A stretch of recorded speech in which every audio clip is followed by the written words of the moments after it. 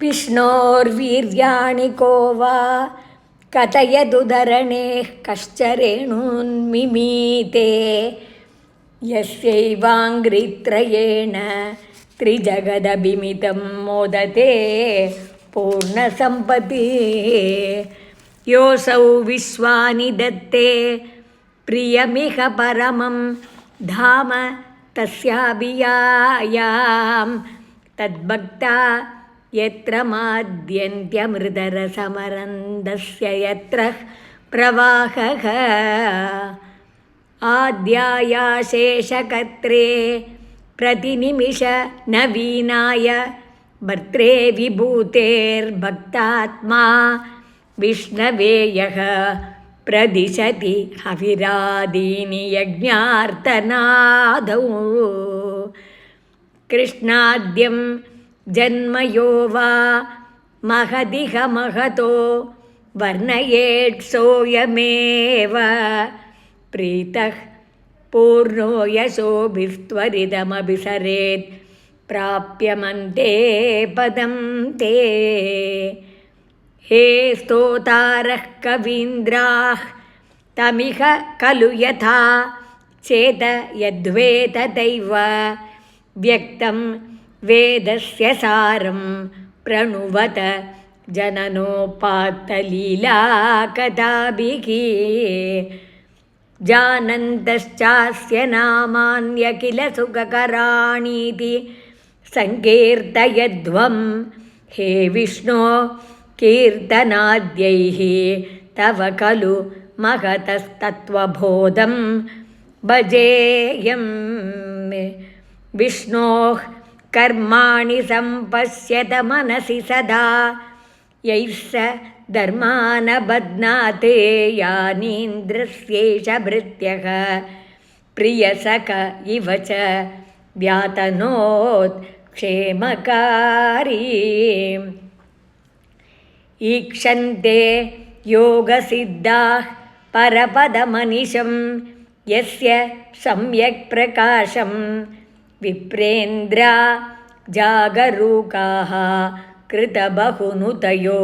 यच्च निर्भासयन्ते नो जातो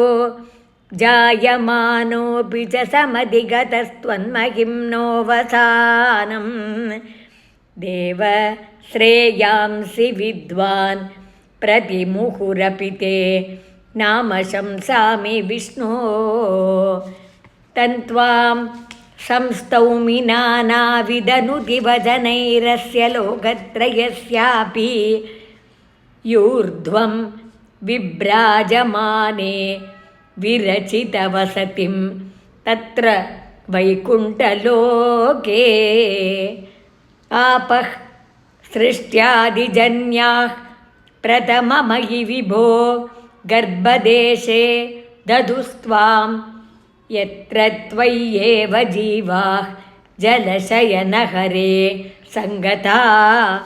ऐक्यमापन्ने तस्याजस्य प्रभूते विनिहितमभवत् पद्ममेकं हि नाभौ दिक्पत्रं यत्किलायुः कनकधरणिभृत् कर्णिकं लोकरूपं हे लोका विष्णुरेतद् भुवनमजनयत्तन्न जानीत यूयं युष्माकं ह्यन्तरस्तं किमपि तदपरं विद्यते विष्णुरूपं नीहारप्रख्यमाया परिवृतमनसो मोहिता नामरूपैः प्राणप्रीत्यैकतृप्ताः चरत मकपरा हन्तनेश्च मुकुन्दे मूर्ध्नामश्नां पदानि वहसि खलु सहस्राणि सम्पूर्य विश्वं तत्प्रोत्कम्यापि तिष्ठन् परिमितविवरे भासि चित्तान्तरेऽपि भूतं भव्यं च सर्वं परपुरुष भवान्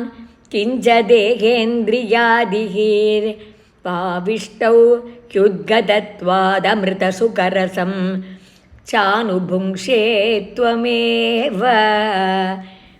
यस्तु त्रैलोक्यरूपं दददपि च ततो निर्गतो अनन्तशुद्धज्ञानात्मा वर्तसे त्वं तव खलु महिमा सोऽपि तावान् किमन्यति स्तोगस्ते भाग एवाखिल भुवनतया दृश्यते त्र्यंशकल्पं भूयिष्ठं सान्द्रमोदात्मकमुपरि ततो भाति तस्मै नमस्ते अव्यक्तं ते स्वरूपं दुरधिगमतमं तत्तु शुद्धैकसत्त्वं व्यक्तं चाप्येतदेव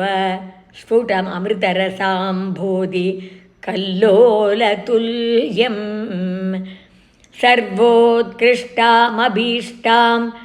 तदिह गुणरसेनैव चित्तं हरन्तीं मूर्तिं ते संश्रयेऽहं पवनपुरपते